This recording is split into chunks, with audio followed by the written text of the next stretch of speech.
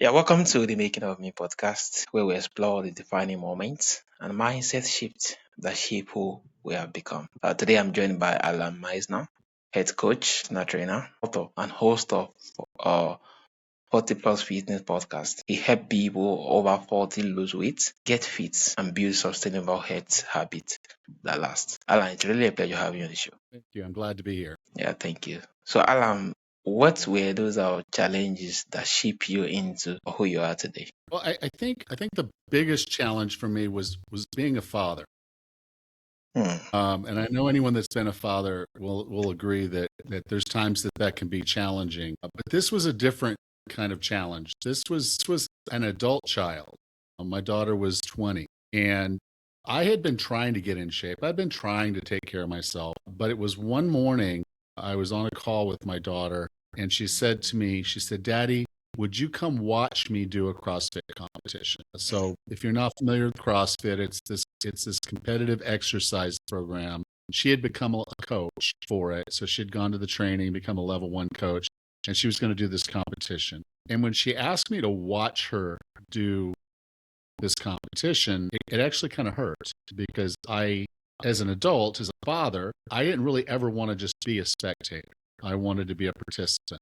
And the question I really had wanted her to ask was for me to join her, to do the competition with her. But that wasn't the question she asked. And rightfully so, I could not have done it. I was not physically able to do it at that point. But that was the problem. That was the fundamental problem. I had let myself get out of shape, and I really hadn't done the things necessary to get myself into the kind of shape that I could be a participant as my daughter got older. And so that was really kind of the trigger for me that got me thinking, okay, it's time to put up or shut up. It's time to do the thing. It's time to change my life. And And that was the big one. yeah, yeah, that was inspiring seeing how you actually get started. Yeah, interesting. Yeah, so you have said that motivation is often misunderstood. What do most people get wrong about motivation and fitness? Okay. So you tell yourself, I'm going to start a new diet, right? I'm going to start eating better. I'm going to stop drinking. I'm going to exercise. I'm going to do all these things on Monday. Okay. We're recording this on a Friday. So Yeah. you go into the weekend and I'll start on Monday, right? I will start on Monday. And Monday, maybe you do have good energy and you get up and you go for a run and you eat a little bit better that day and you go to sleep a little earlier. You didn't drink any alcohol. And then Tuesday comes along and it's a little harder. And by Wednesday, you have no motivation at all. You don't want to run. You don't want to. And your friends say, hey, we're going to go over to the bar. You go to the bar. Okay. Why? Why did motivation leave you? What happened? Well, the reality is motivation is not a gift. It's not fairy dust. It's not magic. It's not something that comes in and goes out. People think, oh, well, I was motivated and then I was not, you know? And so what motivation is it's a reward for doing something. Okay. You have to do something first. And I know that sounds backwards, but Yeah. that's how motivation works. So let me explain. Okay. There are two types of motivation. One is motivation that's outside of you, extrinsic, away from you. And that's called accountability. So you hire a coach and that coach will hold you accountable. Okay. You know, the coach is going to be at the gym and you have to show up and do the work while the coach is there. Okay. You know, the coach is going to hold you accountable. So you do the work. Same thing at work. If your boss is there watching, you're going to work a little harder because the boss is watching, right? That's accountability. The other kind is with your friends or other people you know. And so let's say you decide you're going to get in shape. And so you have a couple friends that like to run. You say, hey, can I join you? And so maybe 2 times a week, you go out and you run with your friends. And you know that if you don't show up for that run, your friends are going to call asking, where were you? And maybe make some fun of you because it's like you missed the run. So accountability is really easy to get. You just ask for it. You hire a coach, you join friends that have what you want or are after the same thing you are. And those friends will help hold you, and that coach will help hold you accountable. The problem is that sometimes your friends don't go on that run. Sometimes they don't get motivated and they don't go. And then you don't always have the coach. Maybe you don't keep the coach forever. So we need something bigger, something deeper. And that's where the internal part comes, intrinsic. And that's called self-management. Okay. So what we want to do is from a self-management perspective, is we want to think about ways to make this easier. So if I know I want to go for a run in the morning, I have my shorts, my shirt, and my shoes already out ready. In fact, I had one client, she slept in her gym clothes. So when she woke up in the morning, all she had to do was put on her shoes Yeah. and she could go to the gym. Okay. You make it easier to do the things you want to do. And then you make it harder to do the things you don't want to do. So I don't want to be eating the snacks. So I'm not going to have the snacks in my pantry. So if you don't have them, you're less likely to eat them. So you make it harder to do the things you don't want to do. That's self-management at you as a leader level. After a while of doing anything, you begin to develop habits and values, and you begin to identify as the individual that does that thing. So I'll give you an example. You get out and you go for little runs with your friends. You're not going any very far. Maybe you started walking, and then later on you throw in a jog, and then now you're starting to run a little bit, and then you sign up for an event, a race. We have a lot of those in the United States, 5Ks, 10Ks, things like that. Almost every weekend of the spring, there's a little 5K that you can do close to your home. And so you sign up for this 5K, and you get the t-shirt, and you run the run, and you get done, and they have bananas there and food, and people are all happy. There's usually a band. It's really fun. It's a celebration. You just ran the 5K. You finished. And that felt so good and so much fun, you decide to do it again. And you begin to identify as a runner. And you start buying better shorts and better shoes, and you do all the things runners do. And the thing about a runner is when they get up in the morning, they don't have to convince themselves to go for a run. It's just what they do. Okay. Same thing for the guys that lift the weights. They get in there, they start lifting the weights, it becomes a habit. And they either consider themselves a gym rat, they may be a bodybuilder or a weightlifter, but they identify as that type of person. So they can't imagine themselves not doing those things because that's who they are. That's unlimited motivation. So if you start with accountability, that's the easiest way to start, and then start building the processes and systems so that it's easier to do the things you want to do, harder to do the things you don't want to do. These things you're doing become habit and values, and then you begin to identify. And so from an outside perspective and an inside perspective, you now have the support system to stay always motivated. But you had to do stuff. You had to hire the coach. You had to join the group. You had to decide that you were going to sleep in your gym clothes. You had to clean out your pantry. You had to do those things to make sure motivation sticks. I think your explanation interested and that of the explicit just speak volume that you can actually start with the explicit, but that shouldn't be where it gets to end. Make it a habit so that it becomes something that comes easy and it becomes a lifelong stuff. Yeah, it's really amazing.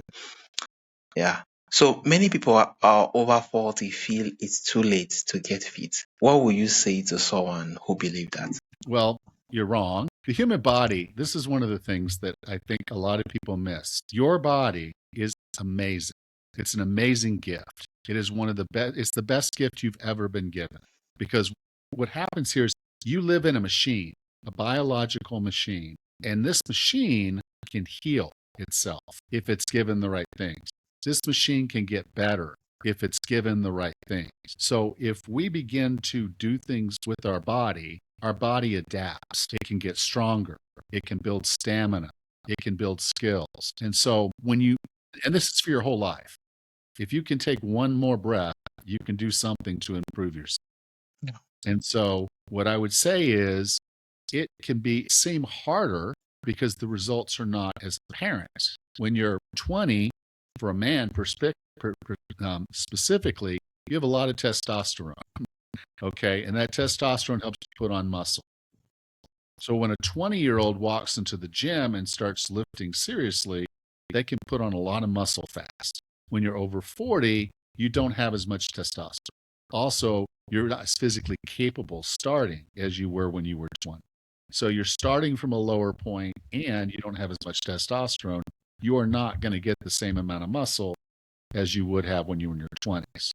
Mm. Honestly, the best way to be fit in your 40s was to have been fit in your 20s and be fit in your 30s and then be fit in your 40s. But some of us don't do that. Some of us get out of shape. Some of us don't take care of ourselves.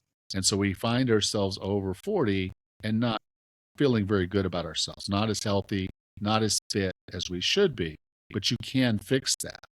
You just have to be responsible with the body you have, do the things that are necessary for it to adapt, give it time to recover, give it the protein and nutrition it needs, and keep repeating that cycle consistently. And over time, you will get stronger and you will get better. Yeah, amazing, amazing. Thank you. So you actually work with hundreds of clients.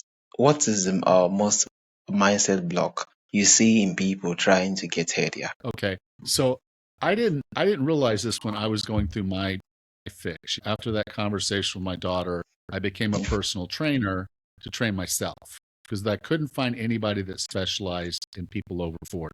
So I started training myself to be a personal trainer for me, and I started fixing things.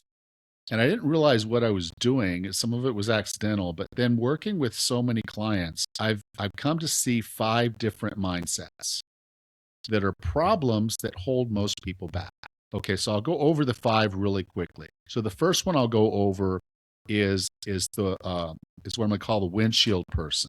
So a windshield person is sitting and they're looking in the rear view mirror at who they used to be. So you may say, when I was in my 20s, I was an athlete. I I was super strong, super fast. I had everything. So we go into the gym when we're in our 40s and we try to work out like we did when we were in our 20s. That's not going to work. Okay. So what we want to do is we want to realize I'm sitting in this seat right here. This is the driver's seat. I'm right here. And if I want to go forward, I have to look out the windshield, not the rear view mirror. I am not who I was when I was 20. For some people, I've never been able to exercise. I never made the team. I was a bad person, not getting picked by anybody to be on the team because I was not good. And they think today that means they can't be good. And so that's not true. That you're not who you were. You're right here. Look out the windshield. Okay, that's the first person's windshield. The second one is a tires person. So a tires person is someone who will get started. We talked about Monday. There's the motivation. And they get going and they make it all the way to Thursday. And then Friday comes along. They're feeling pretty good. And then their buddies are saying, hey, we're going to meet up at the pub. Let's go have some drinks. They go there and they have a really terrible Friday. They wake up Saturday and they're like, well, I may as well have some fun today because I blew it. And then they let themselves just slide all the way back down. So what Yeah. happened was they lost traction.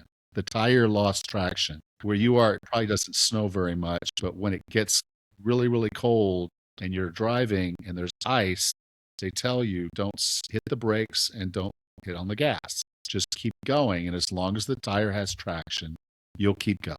But if we take our foot off the gas, we'll slide back down and sometimes into the ditch. Okay. So a person with tires, a tires person, they need streaks. They need consistency. So they're the kind of person that if you have an app on your phone, or you go a calendar and you mark every day and you want to mark the next day. Okay. There's a game that I play. I'm trying to learn Spanish and it's called Duolingo. And I have it on my phone. And every day it gives me a point. Like it says, okay, you're at 45 days. It tells me I'm at 45 days in a row that I've been doing this game. And I want to get 46 and I want to get 47. And so it keeps me going because I see that traction. I see that streak. So someone that has tires can be looking at that as a tool to keep themselves moving forward. Okay, another one is what I call the pedals person. Now, a pedals person is someone who will start something. It's a brand new diet, a brand new exercise program. They'll start it, they'll get going, and then they won't see the progress they thought they would. So they hit the brake and they try to do something else. Now, if you've ever been in a car and you're trying to drive, if you hit gas, brake, gas, brake, gas, brake, gas, brake, you're not going to go very far. Yeah. And that's the problem with most people that are pedals people because they're not consistently sticking with something long enough to let it work. Okay? So you have to, as a pedals person, know who you are and just keep your foot on the gas. So if you're going to start a new program, commit to do it for at least 6 to 8 weeks. Don't think you're going to see results in 2-3 weeks. Give yourself 6 to 8 weeks so you know to keep going. And then you'll really start to see some of the results and you'll know what you're doing is right. But you've got to commit to that longer term thing, or you're going to hit the brakes and not go very far. The Yeah. next one is a co-pilot. A co-pilot is someone who cares about everybody else. Okay. A co-pilot is sitting there and saying, I got to take care of the kids. I got to take care of the husband and wife. I got to take care of everybody around me. And then they don't have any energy to take care of themselves. So they do everything for everybody else, but nothing for themselves. And so as a result, they're not really getting anywhere when they want something because they're not really putting in the time and effort to do it.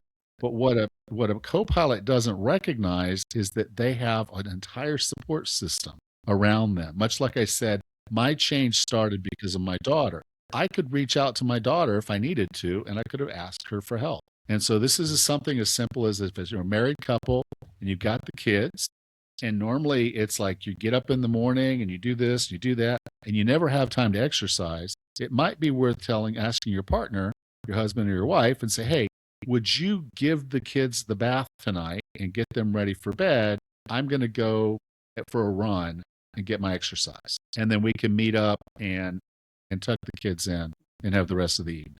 Yeah. Just that ask, just that little ask can make it so much easier for you to invest the time to do the thing. And you can do that. It's really hard for a co-pilot to do that, but when they do, they'll find they have a lot of support around them because they're usually doing it because of the people in their life, and those folks want them to succeed as well. So it's a lot of help and accountability. Okay. And then the final one is an atlas. And this is not the God holding the planet. This is the paper atlas we used to have when I was a kid.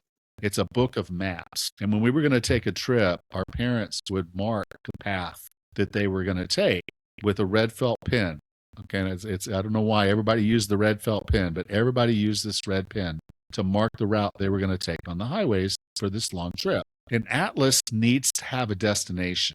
They need something big and important in front of them, so they'll do the work. Otherwise, they feel aimless. They're going to the gym, but they're not putting in a lot of effort because they don't know what they're there to do.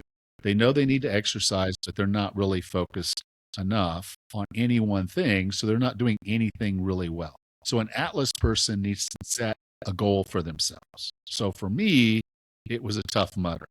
A Tough Mudder is a 12 to 13 mile run. It's in muddy environments, so it's not just on a trail or on a walk. It's rough. And then there's 25 obstacles. So there's all these obstacles to make it even harder.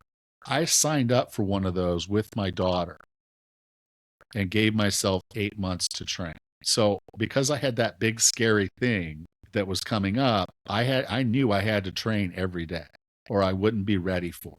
So as an atlas, I was driven to go to the gym and do my work every day because I wanted to be ready for that event, that date. So an atlas just needs a challenge in front of themselves, and they're usually fun. So all of us have one or more of these. You may have heard one or more of them. You say, yeah, I kind of feel that, or that, yeah, that's kind of maybe me. We all have several of them, usually. But what you need to know is what is the most important one for you first. Because knowing the primary one, once you solve the primary one, you'll start moving forward and then you can start addressing those other ones. I was originally a co-pilot because I had a job. I cared more about my job than I did about my health. And so I wasn't doing the right things for myself because I was doing the job. And I thought, okay, I've got to actually put myself first as a co-pilot. I told my boss I'm going to be working out from 2 to 3 every day for my lunch hour. And he was perfectly fine with it. All I had to do was ask. Okay. And then after a while, I realized I got to the point where I was an atlas. And that's when I asked my daughter if she wanted to do a Tough Mudder with me. Again, the whole purpose of this was I wanted to be a participant in her life, not just a spectator. And this was an opportunity for me to do something she would love, that she would do, but we were now doing. So that was the gift myself. Now, if you don't know which one you are, I do have a quiz. You can go to 40plusfitness.com/quiz. That's 40plusfitness.com/quiz. And that'll take you to a quiz. It's free. It takes about 1 minute. And when you finish the quiz, it's going to tell you what your primary mindset is. And then there's a little guide that you'll get that'll walk you through what you need to do to optimize yourself and your mindset for that mindset. Yeah, thank you so much, and thank you for the robust explanation of the better persons, tired person, co-pilot, and the Atlas. Yeah, it's really amazing and really a robust, or yeah, a robust game. And yeah, thank you for actually sharing. So you argue that our calories counting is not the best approach for weight loss. What should people focus on instead? Okay. So if you try to count calories, you know it's not any fun. Yeah, Okay. You're either using an app or you're doing something, but you're going in and you're looking for all these calories. And then you're trying to figure out, well, how many calories am I burning? And there's all these charts and all these tables and all these formulas. And I'll tell you this story. Okay. When I was trying at one point, I thought, okay, I just need to burn calories, right? I just need to go into the gym and get on one of those exercise machines and just go. And then if I do that all the time, I'm burning more calories than I'm eating, I'll lose weight.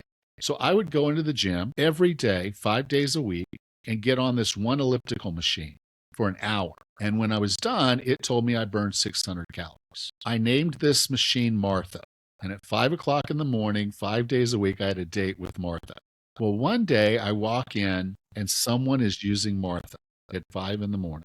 And I didn't have time to wait because I needed to get my workout done. So I went to a different elliptical machine, very similar, but just a different brand. And I got on that machine and I went just as hard for 1 hour. And it told me that I burned 700 calories. I now had a new favorite elliptical machine. I called her Bertha. yeah, Now, here's the question I ask. Do you think there was 100 calories difference in the same amount of effort for the same amount of time between the two machines? Did I burn an extra 100 calories? yeah. I think from the other machines, it seems you burn more. I don't know, I maybe did. owing to. No, the answer was no. There's absolutely no. It was the same effort, same human body, same everything. One day later on a different machine tells me something different. Yeah, That's an on a different machines. estimate, right? It's just an estimate. Yeah, It's not, I'm not in a controlled environment. It's an estimate. Now, same thing with food. I can sit there and I can measure a piece of meat, but what I don't know is when I look up the meat, this one might have a lot of fat in it. Some pieces have more fat, some have less. If this one has more fat, it's the same size, it doesn't have the same calories. So the one that they're showing in the table, how much fat did that have in it? Was it a lot of fat? Was it a little bit of fat? I don't know. But it's whatever it is, it's telling me a number. And then I've got a piece of meat and I'm saying that's the number. No, it's an estimate. It could be off. Now, to tell you what that means, 100 calories every day for 365 days a year is 10 pounds. hmm. That's how much being off by 100 calories can mean. It can mean the difference in 10 pounds over the course of a year. So you see, you're taking an estimate, you're comparing it to an estimate, and you're thinking it's this exact number. It's not. Yeah, That's an even deeper estimate. And if it's off just a little, that can mean you're not losing weight. And in fact, you could be gaining weight, even though you think you're eating less calories than you're burning. And so, what I would rather you do is I would rather you eat good food that signals your body that you're full before you've eaten too much. So, if you focus on real food, it means it's probably not in a box, bag, jar, or can. Anything that can sit on a shelf for a long period of time is not real food. If it's in a box, bag, jar, or can, it probably isn't what you need to be eating. Okay? If you know where it was grown, if it was grown close to you, if you know where the animal was raised, that's better for you. Okay? Because the better and healthier the animal, the better and healthier the plant, yeah, the better and healthier you are. And what you'll find is when you're eating more vegetables and better meat, you fill up faster because they make you hungry. They're designed to make you want more food because they're trying to sell more. Okay, yeah, like the chip, they say you can't eat just one, right? Because they designed it, you can't eat just one. Okay. And that's what they want. They want you to be eating the whole pack, the whole thing. Just eat the whole thing. And you can't. You can easily sit there and eat the whole thing because it doesn't fill you up and yeah. it doesn't Thank you. have nutrition. And your Yeah, body's going to be yelling at you, I need more. And what your body's asking for is more nutrition, not more of the crap. So if you're eating whole food, you don't have to count the calories. worries. Yeah. Thank you so much, Alan, and thank you for the robust lecture on exercise. And yeah, there's a whole lot to actually learn. So for my audience who would love to learn more, who would love to reach out and get some of your materials, how can they reach out and where is the best platform? Okay. Well, I also have a podcast. So you're listening to this podcast. You probably like podcasts. It's called 40 Plus Fitness. You can find it wherever you're listening to this wonderful podcast. And then I do have the website, 40plusfitness.com, and you can go there and find out what I'm up to there. Yeah, amazing, amazing. Thank you so much, Alan. Thank you for sharing your journey and your practical wisdom. This has been honest and very actionable. For my audience who actually wants to connect with Alan's, check the show notes. You're going to see the link to his website, and that's to his podcast too. It has been the Making of Me podcast, and it's really a pleasure having you on the show, Alan. I'm glad to be here. This was fun. Thank you.